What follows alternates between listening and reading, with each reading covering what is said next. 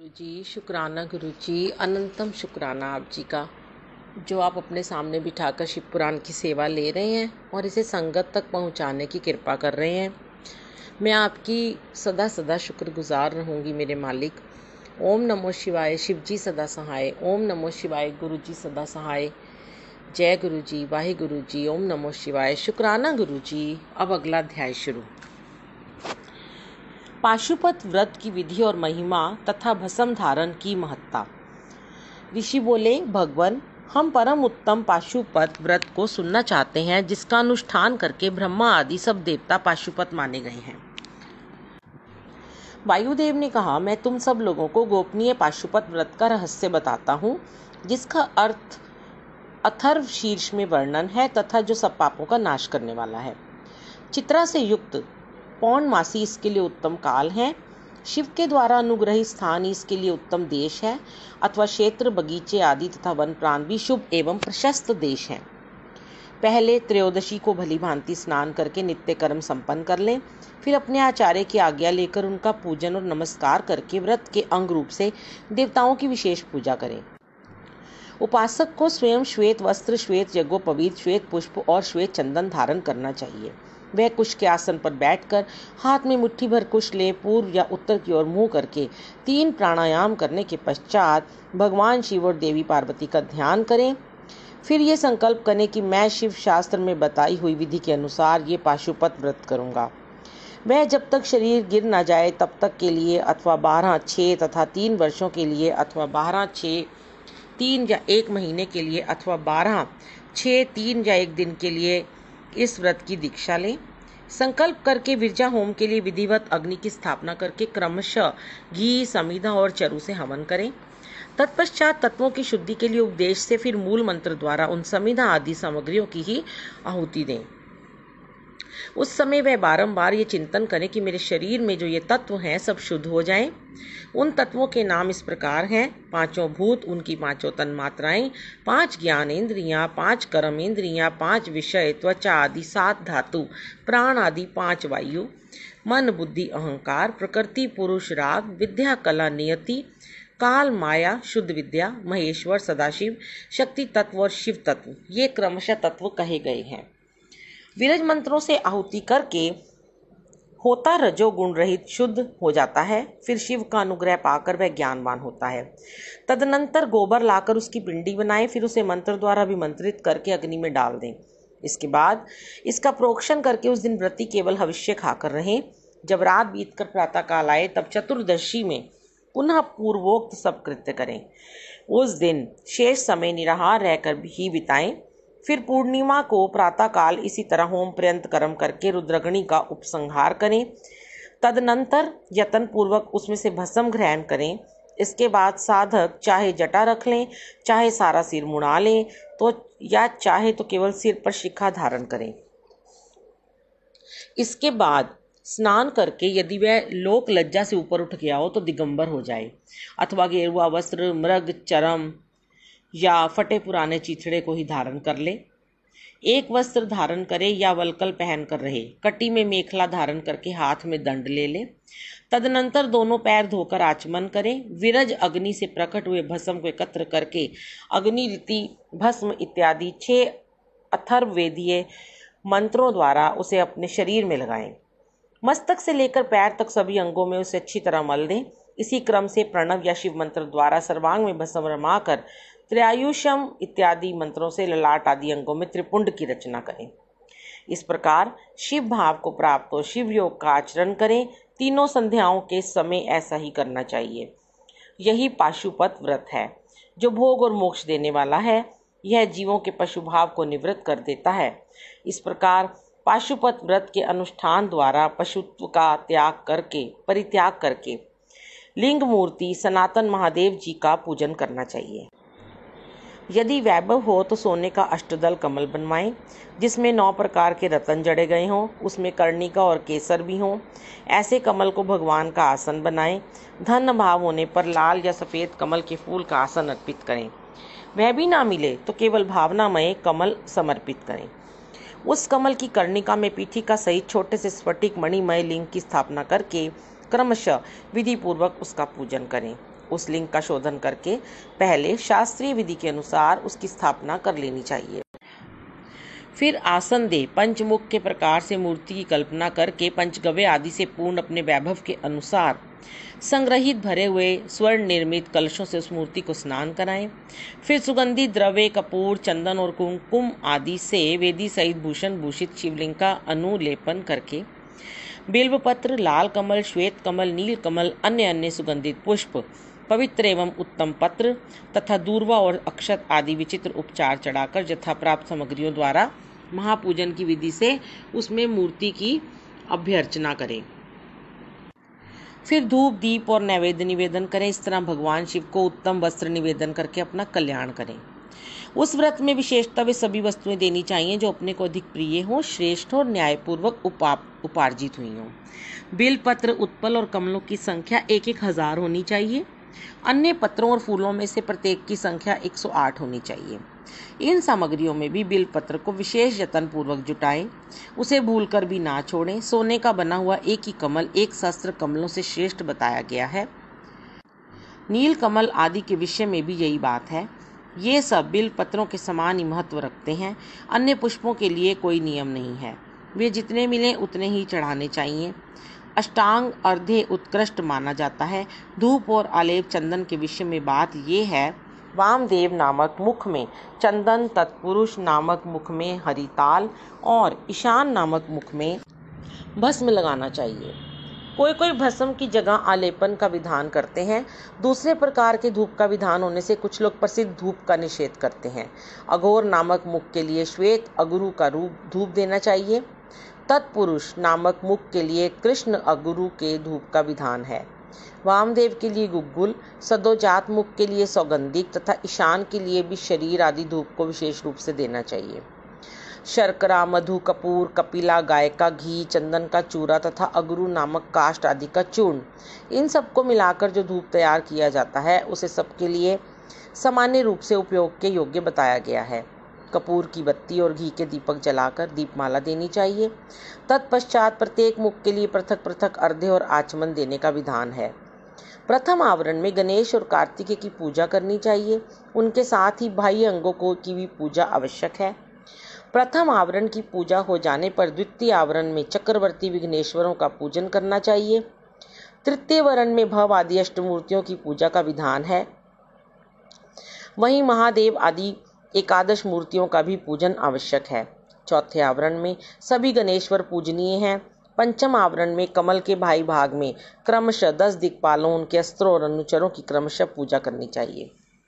वहीं ब्रह्मा के मानस पुत्रों की, समस्त ज्योतिर्गणों की, सब देवी देवताओं की, सभी आकाशचारियों की, पातालवासियों की, अखिल मुनीश्वरों की, योगियों की, सब यज्ञों की, 12 सूर्यों की, मातृकाओं की, गणों सहित क्षेत्रपालों की और इस समस्त चराचर जगत की पूजा करनी चाहिए। इन सबको शंकर जी की विभूति मानकर शिव की प्रसन्नता के लिए ही इनका पूजन करना उचित है। इस प्रकार आवरण पूजा के पश्चात परमेश्वर शिव का पूजन करके उन्हें भक्ति पूर्वक घृत और व्यंजन सहित मनोहर हविष्य निवेदन करना चाहिए। मुख शुद्धि के लिए आवश्यक उपकरणों सहित तांबूल देकर नाना प्रकार के फूलों से पुनः इष्ट देव का श्रृंगार करें। आरती उतारें। तत्पश्चात पूजन का शेष कृत्य पूर्ण करें। प्याला तथा उपकारक सामग्रियों सहित शैया समर्पित करें। शैया पर चंद्रमा के समान चमकीला हार दें। राजोचित मनोहर वस्तुएं सब प्रकार से संचित करके दें। स्वयं पूजन करें, दूसरों से भी कराएं तथा प्रत्येक पूजन में आहुति दें। इसके बाद स्तुति प्रार्थना जप करके पंचाक्षरी विद्या को जपें। परिक्रमा और प्रणाम करके अपने आप को समर्पित करें। तदनंतर इष्ट देव के सामने ही गुरु और ब्राह्मण की पूजा करें। इसके बाद अर्घ्य और 8 फूल देकर पूजित लिंग या मूर्ति से देवता का विसर्जन करें। फिर अग्निदेव का भी विसर्जन करके पूजा समाप्त करें। मनुष्य को चाहिए कि प्रतिदिन इसी प्रकार पूर्वोक्त रूप से सेवा करे। पूजन के अंत में स्वर्णमय कमल तथा अन्य सब उपकरणों सहित उस शिवलिंग को गुरु के हाथ में दे दें अथवा शिवालय में स्थापित कर दें। गुरुओं, ब्राह्मणों तथा विशेष व्रतधारियों की पूजा करके समर्थ हो तो भक्त ब्राह्मणों तथा दीनों और अनाथों को भी संतुष्ट करें। स्वयं उपवास में असमर्थ होने पर फल मूल खाकर या दूध पीकर रहें अथवा भिक्षा अन्नभोजी हों या एक समय भोजन करें। रात को प्रतिदिन परिमित भोजन करें और पवित्र भाव से भूमि पर ही सोएं।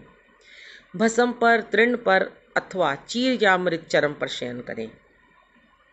प्रतिदिन ब्रह्मचार्य का पालन करते हुए इस व्रत का अनुष्ठान करें। यदि शक्ति हो तो रविवार के दिन, आर्द्रा नक्षत्र में दोनों पक्षों की पूर्णिमा और अमावस्या को, अष्टमी को तथा चतुर्दशी को उपवास करें।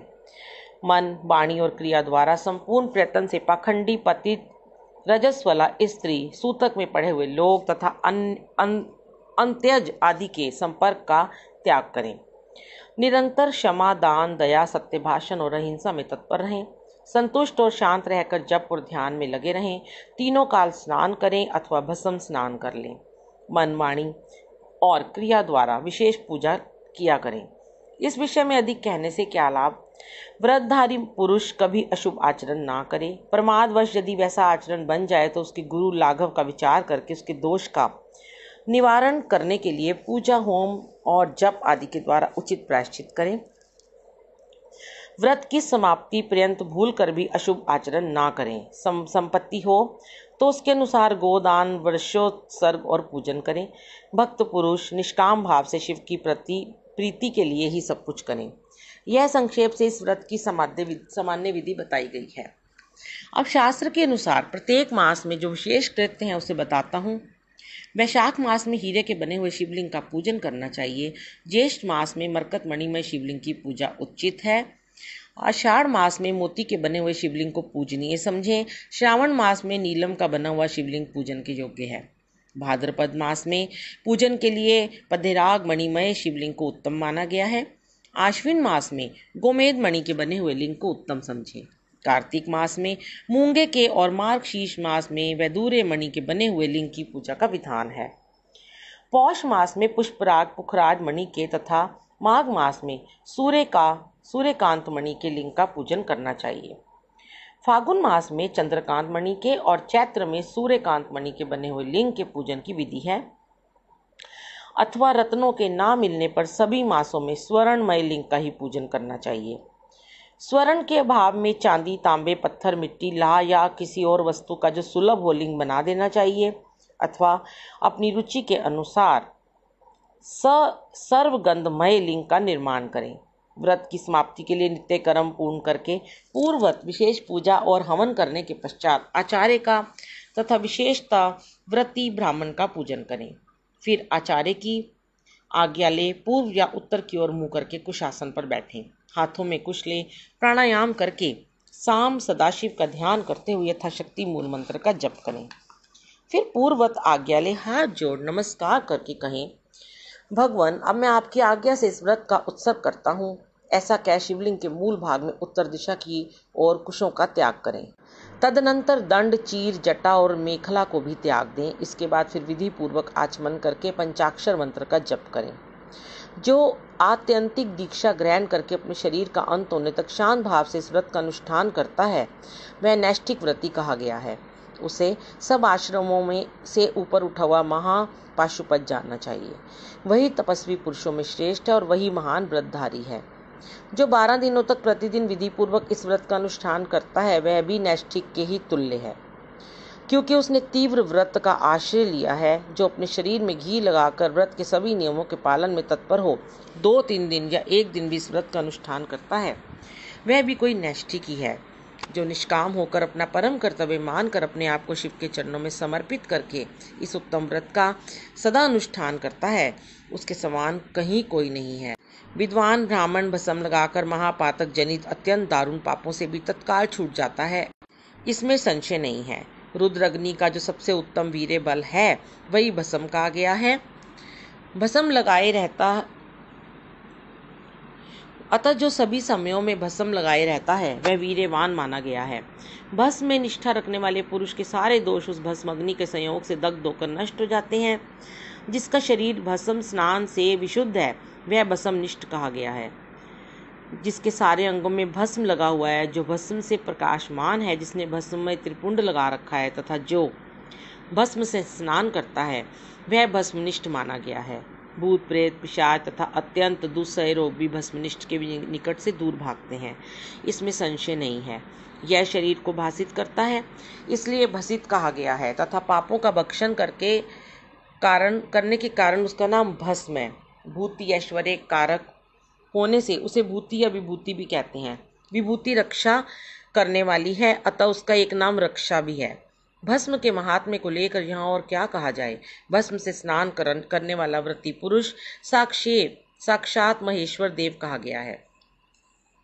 यह परमेश्वर रुद्रग्नि संबंधी भस्म शिव भक्तों के लिए बड़ा भारी अस्त्र है, क्योंकि उसने धौम्य मुनि के बड़े भाई उपमन्यु के तप में आई हुई आपत्तियों का निवारण किया था। इसलिए सर्वथा प्रयत्न करके पाशुपत व्रत का अनुष्ठान करने के पश्चात हवन संबंधी भस्म का धन के समान संग्रह करके सदा भस्म स्नान पे तत्पर रहना चाहिए। बालक उपमन्यु को दूध के लिए दुखी देख माता का उसे शिव की आराधना के लिए प्रेरित करना तथा उपमन्यु की तीव्र तपस्या। ऋषियों ने पूछा, प्रभो, धौम्य के बड़े भाई उपमन्यु जब छोटे बालक थे तब उन्होंने दूध के लिए तपस्या की थी और भगवान शिव ने प्रसन्न होकर उन्हें क्षीर सागर प्रदान किया था। परंतु शैशव अवस्था में उन्हें शिव शास्त्र के प्रवचन की शक्ति कैसे प्राप्त हुई अथवा वे कैसे शिव के सत्व रूप को जानकर तपस्या में निरत हुए। तपश्चरण के पर्व में उन्हें भस्म के विज्ञान की प्राप्ति कैसे हुई, जिससे जो रुद्र अग्नि का उत्तम वीर्य है उस आत्मरक्षक भस्म को उन्होंने प्राप्त किया। वायुदेव ने कहा, महर्षियों, जिन्होंने वे तप किया था वे उपमन्यु कोई साधारण बालक नहीं थे, परम बुद्धिमान मुनिवर व्याघ्रपाद के पुत्र थे। उन्हें जन्मांतर में ही सिद्धि प्राप्त हो चुकी थी, परंतु किसी कारणवश वे अपने पद से च्युत हो गए, योग भ्रष्ट हो गए, अतः भाग्यवश जन्म लेकर वे मुनि कुमार हुए। एक समय की बात है, अपने मामा के आश्रम में उन्हें पीने के लिए बहुत थोड़ा दूध मिला। उनके मामा का बेटा अपनी इच्छा के अनुसार गरम गरम उत्तम दूध पीकर उनके सामने खड़ा था। मातुर पुत्र को इस अवस्था में देखकर व्याघ्रपाद कुमार उपमन्यु के मन में ईर्ष्या हुई और वे अपनी माँ के पास जाकर बड़े प्रेम से बोले, माता, महाभागे, तपस्विनी, मुझे अत्यंत स्वादिष्ट गरम गरम गाय का दूध दो, मैं थोड़ा सा नहीं पीऊँगा। बेटे की ये बात सुनकर व्याघ्रपाद की पत्नी तपस्विनी माता के मन में उस समय बड़ा दुख हुआ।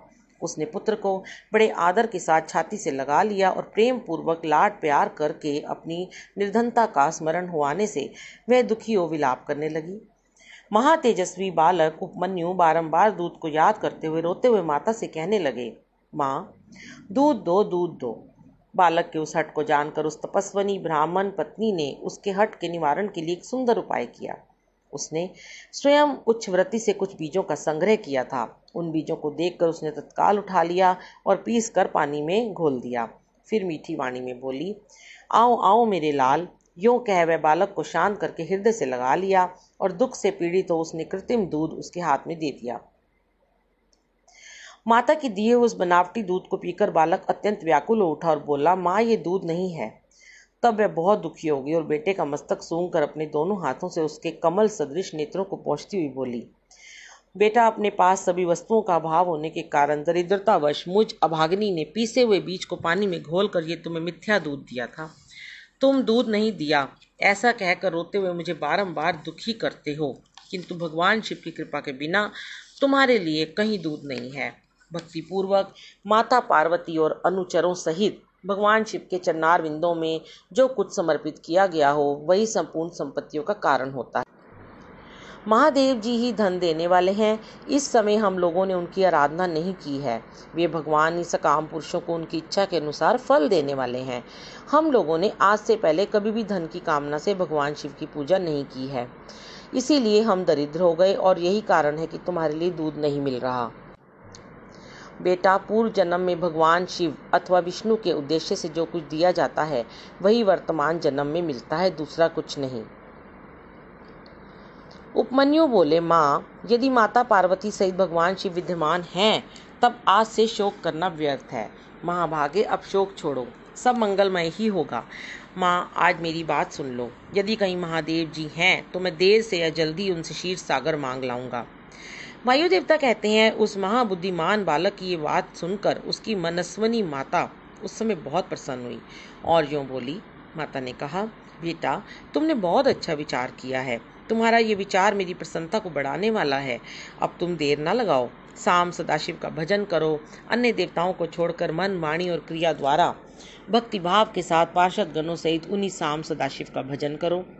नमः शिवाय ये मंत्र उन देव अधिदेव वरदायक शिव का साक्षात वाचक माना गया है। प्रणव सहित जो दूसरे 7 करोड़ महामंत्र हैं वे सब इसी में लीन होते हैं और फिर इसी से प्रकट होते हैं। यह मंत्र दूसरे सभी मंत्रों से प्रबल है। यही सबकी रक्षा करने में समर्थ है, अतः दूसरे की इच्छा नहीं करनी चाहिए। इसलिए तुम दूसरे मंत्रों का त्याग कर केवल पंचाक्षर के जप में लग जाओ। इस मंत्र के जीवा पर आते ही यहाँ कुछ भी दुर्लभ नहीं रह जाता है। यह उत्तम भस्म जिसे मैंने तुम्हारे पिताजी से ही प्राप्त किया है, ये विरजा होम की अग्नि से सिद्ध हुआ है, अतः बड़ी से बड़ी आपत्तियों का निवारण करने वाला है। मैंने तुम्हें जो पंचाक्षर मंत्र बताया है उसको मेरी आज्ञा से ग्रहण करो।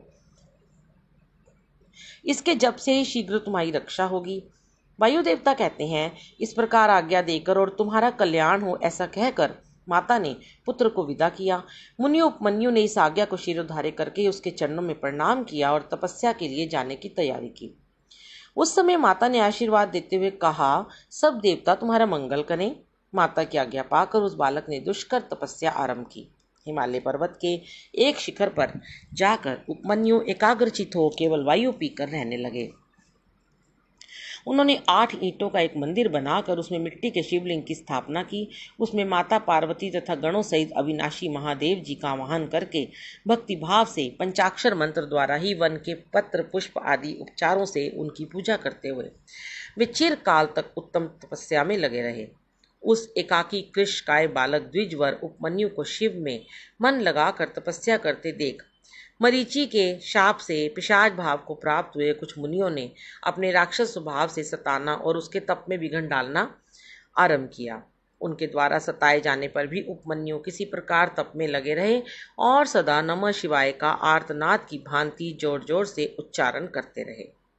उस शब्द को सुनते ही उनकी तपस्या में विघ्न डालने वाले वे मुनि उस बालक को सताना छोड़कर उसकी सेवा करने लगे। ब्राह्मण बालक महात्मा उपमन्यु की उस तपस्या से संपूर्ण चराचर जगत